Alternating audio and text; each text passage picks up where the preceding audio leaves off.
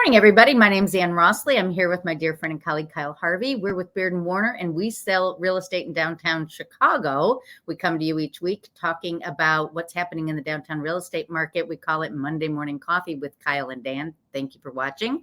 If you're watching us live, please send us love in your comments. If you're watching us on replay, either on Facebook or our YouTube channels, be sure to subscribe and send us questions so we can include those in future shows. Good morning, Kyle. I am uncaffeinated, so I'm going to be a little bit slower than Ann this morning. Well, we'll get you going on these topics, won't we? For sure. How was your weekend? Good weekend? It was a very nice weekend, other than the rain. And, yeah. Lovely. How about you?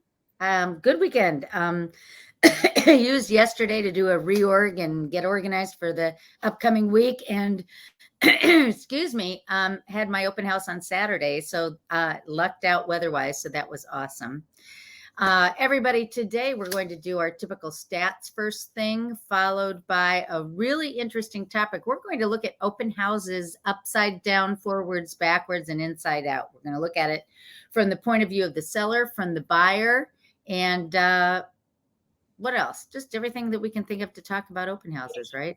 And from an agent's perspective, what agents should be doing, new agents. So this is all part of our educating new agents segment. Exactly right. All right. So I need to remove our names and then go right to stats. So give me 1 second to share the screen here, everybody. We're going to do a really quick look. Since we're at the end of the month and we've looked at it both from the lakefront areas and from townships, we're just going to go through a quick redo to recap you on what's going on. Median sales price of $395 on condominiums is no change. We've been that way for quite a long time. But, I didn't change my number here. 10 years ago, the median sales price was $276 versus $395 today. So we have seen an increase. And I should mention this is for lakefront neighborhoods. Number of units for sale today is 3,449. Compare that to September of 20 when we were coming off of COVID, when we had 6,128. So our inventory is substantially lower. Yes. Excuse me. All right. Condos under contract in June, 954. Compare that to 1 year ago today, where we had 1,304 go under contract during the month of June. Number of closed condos in the lakefront communities, 1,517 versus 1 year ago, where we had 1,746 closed during the month of June. Year-to-date sales, January through June, this is a 6-month number. 7,332 condos have closed. Compare that to 7,403 last year, almost the same. Last year we were up 81%. This year we're actually down 1% through the first 6 months. Of a rocket year. So still of a rocket year. Yeah. Yes, exactly right. Okay. So month supply of condominiums for sale. You can see we were almost up to 8% in September of 2020. We're climbing a little bit since the beginning of the year. However, it's still very much a seller's market at 3.2. Excuse me, a buyer's market at 3.2 months. Seller's market. There's not enough inventory for the people who want it. Thank you. I'm just on my first cup of coffee. Holy camole. All right, let's look at single family homes. Median sales price, $1,207,500. That's up 11.8% versus a year ago. Just a note, when I do my stats, because I am such a stats geek, sometimes I use rolling 12 months. Sometimes I use monthly. When I do median sales price, it's too up and down if I need to do a rolling 12. So this is a rolling 12 months. Up 11.8%. Compare that to 717,500 10 years ago. So a substantial increase in the median sales price of a home.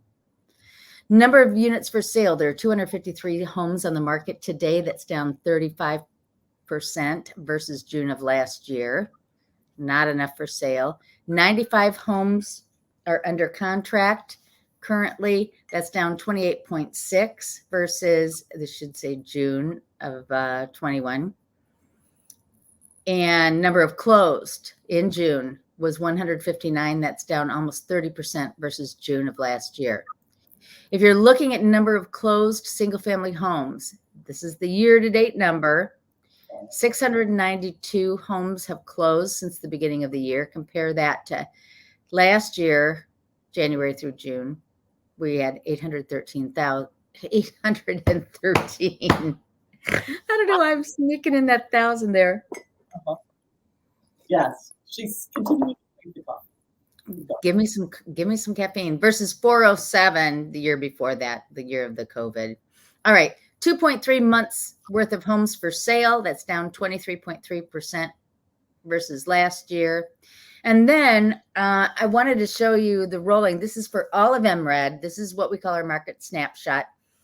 And you can see last week was up from the week before, but that, of course, was the July 4th weekend.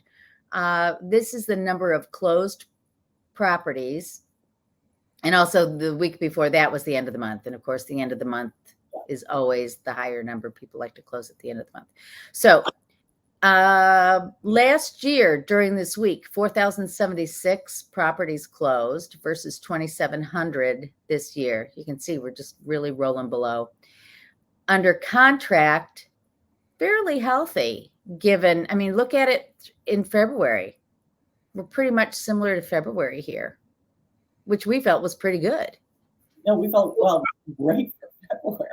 Yeah. Yeah, no. 4,009 homes went under contract last week versus 3,435.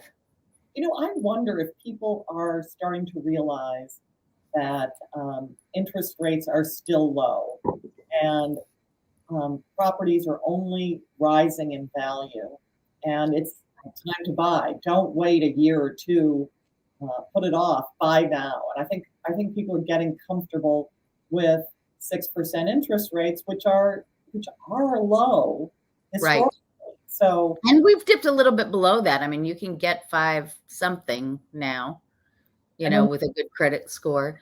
All right. So new listings, 6,658 versus 7,814. Inventories are increasing. We're still not at the 6-month mark. We're not overloaded with listings, but they are climbing. And then I just wanted to say for our sellers out there, the average number of showings on properties across the board is 3.9, like almost 4. So expect about a showing a week if you're on the market. That's it. That's what I've got for statistics. I'm finding that at least in my market area, the one that I track really closely and for my listings, it's slow right now. Buyers in my slice of the market are out of town. We're busy doing other things. We've talked about this. Yeah. Well, this is, you know, and nothing says it to me louder than Lollapalooza, which is going on next week, and they're putting up the fences now.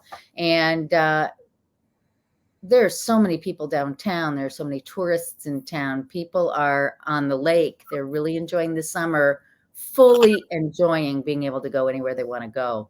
So don't you agree that adds to the... Yes. And so sellers, any of you who are watching out there, don't be stressed. This is normal summer market activity because people have other things to do. Soon, for the first part of August, people will be getting ready to have their kids go back to school, go to college. They've got other things on the calendar. It doesn't mean that nobody likes your property.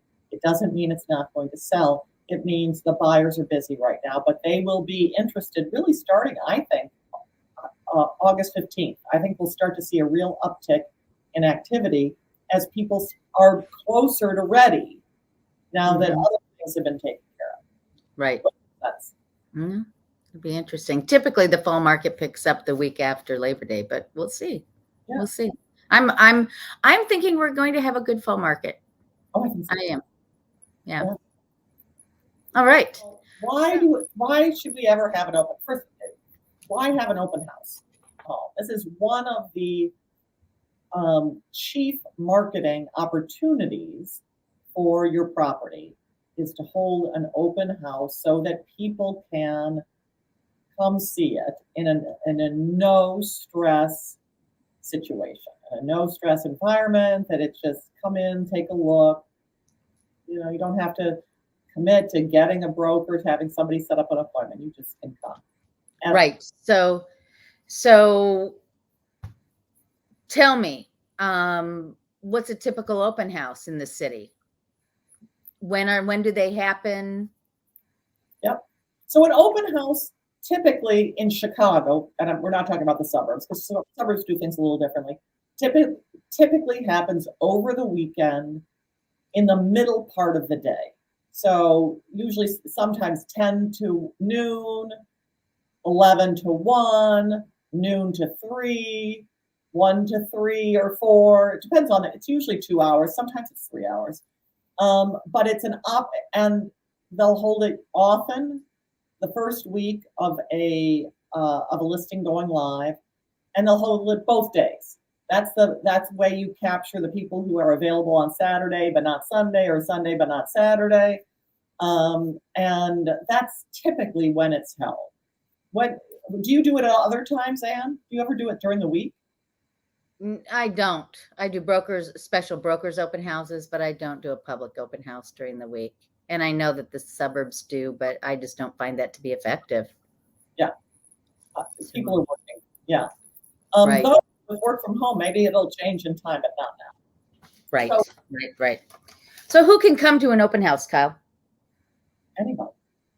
So these are people who should come to an open house. It's really anyone who's interested in the property. So potential buyers, and then if young people who are sort of thinking in the next year or so they'll be ready, people who are starting to get ready, starting to think about it. So potential buyers, potential sellers who are checking out the competition. You want to know, how good is my property compared to the other stuff that's on the market? So yeah, right. So if it's in your neighborhood and you're thinking you might list in the next year, check out open houses to see what those homes are like. And then, of course, just nosy neighbors come in, right? And that always drives the seller crazy, but it shouldn't, because they'll tell their friends. Yes. Oh, come live near me. There's this really cute house. So encourage the nosy neighbor is my view. They're not bad people. They are perhaps the best way of getting the word out, other than through all the social media stuff we do. Right. And also just the general public. Sometimes people are interested in real estate or the neighborhood, and they're checking it out. They're before thinking about buying, but just interested.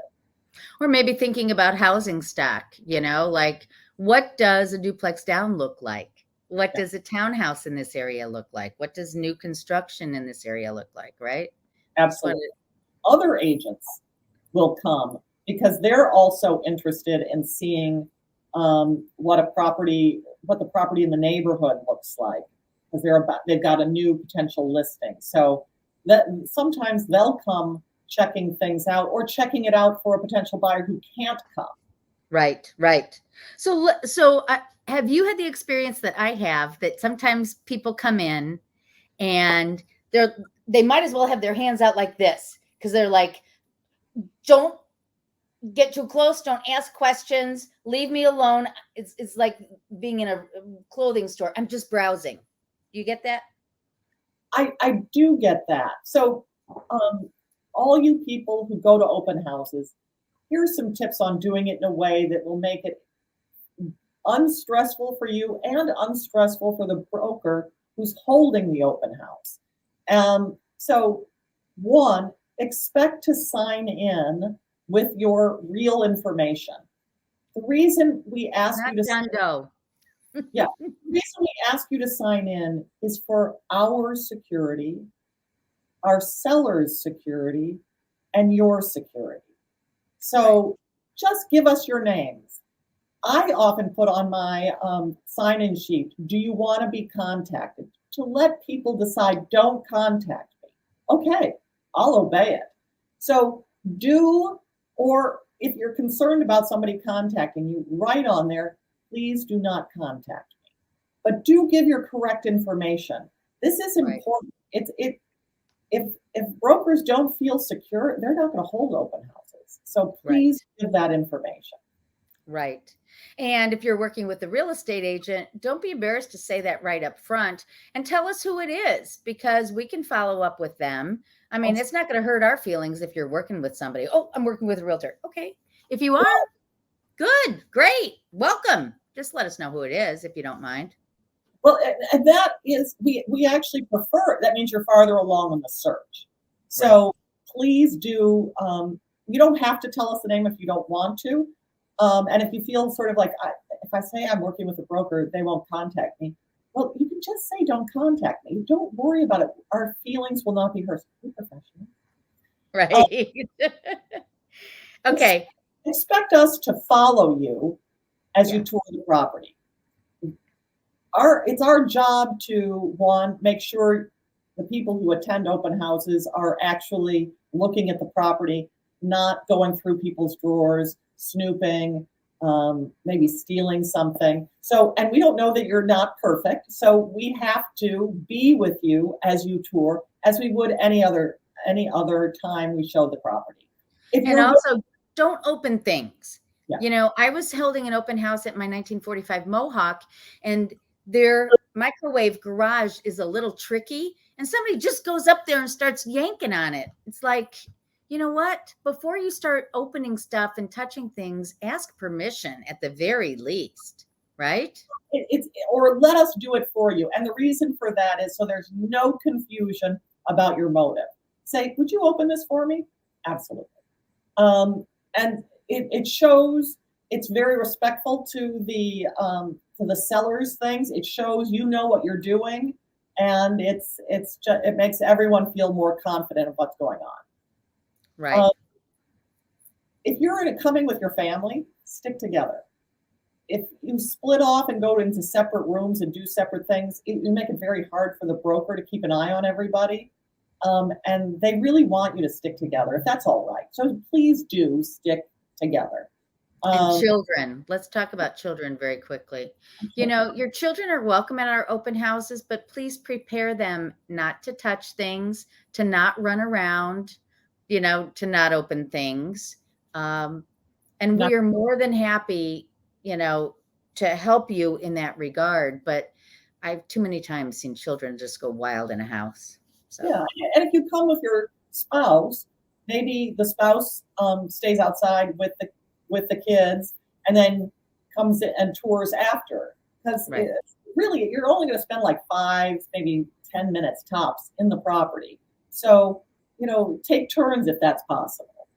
Exactly right. Yeah. So be ready also to take off your shoes.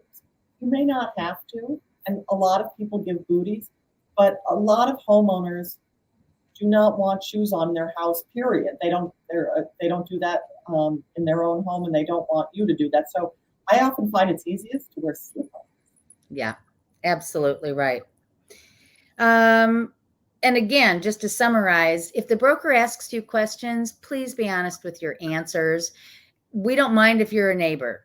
We don't mind if you're just beginning the process. And this open houses are a great way to learn about the marketplace as you begin your home search. But don't feel like you can't tell us in what stage of the process you are or why you're coming, right? Absolutely. And we are very respectful of relationships, and we're very respectful of your preferences. So just be honest with us. Yeah. Okay. All right. From the seller's perspective, how do you often get sellers saying, "Oh, I don't want to have an open house"? Well, I do, but they're more concerned that we're not going to show the same level of security and care as we do during a showing. When I explain to my sellers how I do open houses, they're like, "Oh yeah, fine." So what do you ask your sellers to do to prepare? What do they need to do to prepare for that? Well, they should prepare just like they're preparing for a showing. The house should be clean. It should not smell. You know, everything should be put away, especially put away your valuables, put away things you don't want people to see. Go somewhere else. Don't sit there and watch, because that will only make you crazy. And now here's a comment too. And we didn't mention this before, but sometimes people have cameras in their home. and they watch the people coming in. I had a seller once call me and say, "Who was that at the door?" I mean, they were so into watching everything going on. It creeped me out. But, people should go into a home thinking, it should be disclosed, but there could be a camera on them, and there might be audio.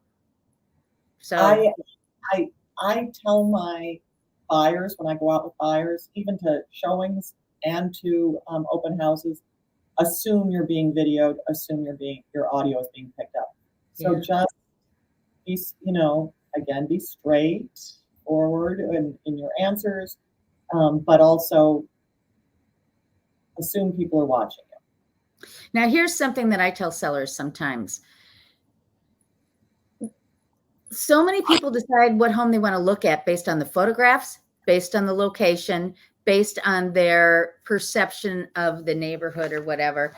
And open houses are a great way to go around the other brokers. If you're on a busy street, and some people, say, I don't want to be on a busy street, or if there's something about the location they may not want. Open houses are a great way to get people into a property that may otherwise dismiss it. So, I would recommend that you be open to doing an open house if we advise you to do so. Sellers should not expect, unless they have a very hot property type, like a bungalow in Rogers Park, that it will sell after the open house. Oftentimes, buyers need to process what they've seen, and they'll come around to it. So it does happen that right after an open house, you'll get a number of offers, but don't think there's something wrong if you don't. It could just be that your property is one that people are thinking about. So that's a really good point. So we'll do a report for our sellers, but then they're like, what's the follow-up? What's the follow-up? Well, they need to think about it. They need to decide, if they want to move forward. People take time. From an agent or a new agent's perspective, what our recommendations are. Well, so this is what I think about, and I think, and Ann, fill in with yours. I try to think about what's the most strategic time to do an open house to maximize attendance. And again, the most strategically beneficial time is in the first week or two of a listing, when the property is new on the MLS. Or if I can't do that, I'll do it after a price change.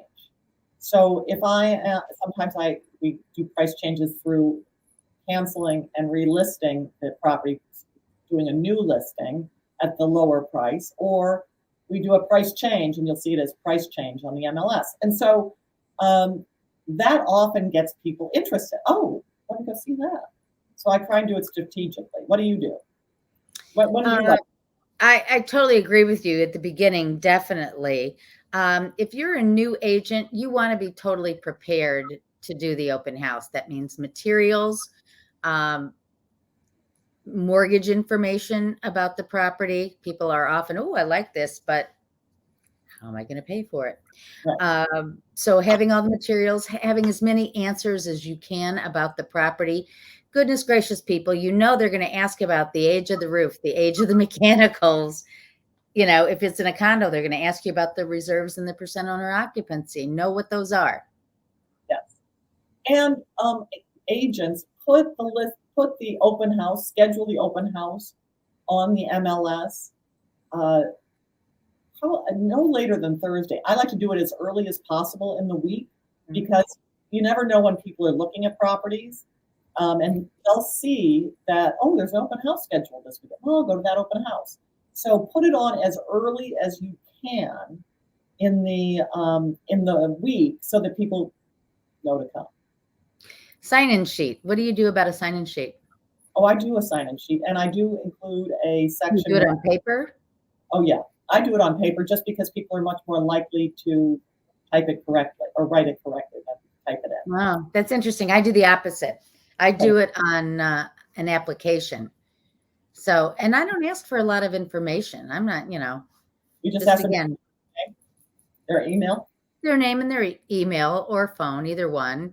I asked them during the conversation, how did you hear about the open house? But yeah, I do it for security. But again, I don't, they don't need to give me the name of their firstborn in order to get in the door. But I do keep. Yeah, we keep track. And so one of the things that new agents need to do is, if they're doing it at a condo, is ask the association what are the rules the association has. During COVID, a bunch of associations instituted new rules for security. And they've kept those rules. You need permission. You need to do it only on X day, only during Y hours. You have to have a sign-in sheet. You have to give us a copy of the sign-in sheet. I don't know what the rules are for the association, but those are rules I have run into, and you'll need to check. I have two listings right now that don't allow open houses, and one where I have to sit in the lobby and escort them up. So every building is different. Every building is different. And if you are doing in a building that requires somebody to sit in the lobby, or you to sit in the lobby and then take people up, if it's going to be a busy open house, have somebody else come and be the person who's knowledgeable and who waits with the people who are coming while you're escorting somebody up. Because very often they only let you do one at a time. You can't get a big group of people to come up. And sometimes also when you want to do it one at a time, only because of the flow and being able to keep an eye on them. So think about that.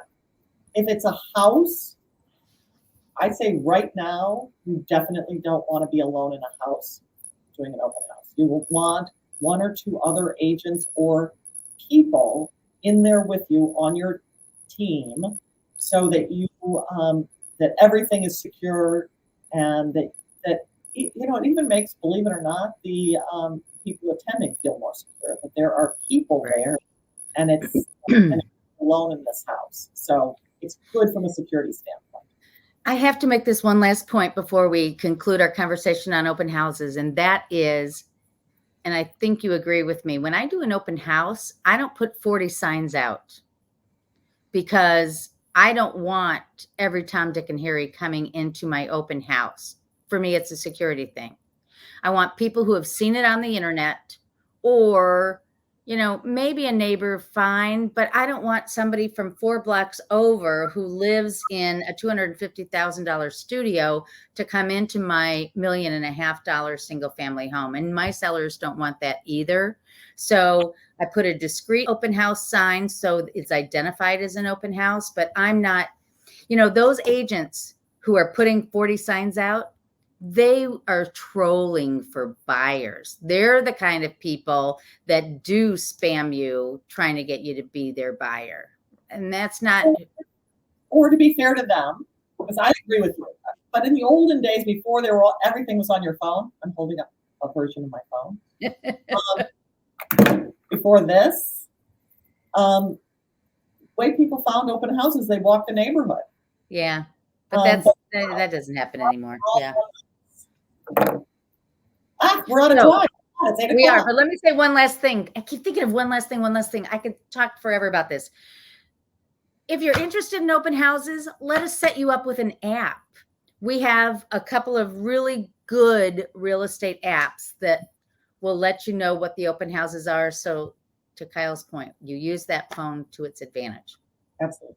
I had a really great segment on photos, but you know what? Let's do our next show on photos. I'll do the interiors. You do the exteriors. What do you think? I think that'll be great. And we're off next week because Anne is taking a well-deserved vacation. A little long weekend, but yes. And great to see you, Kyle, as always. Bye, everybody. Have a great week. Thanks. Bye-bye.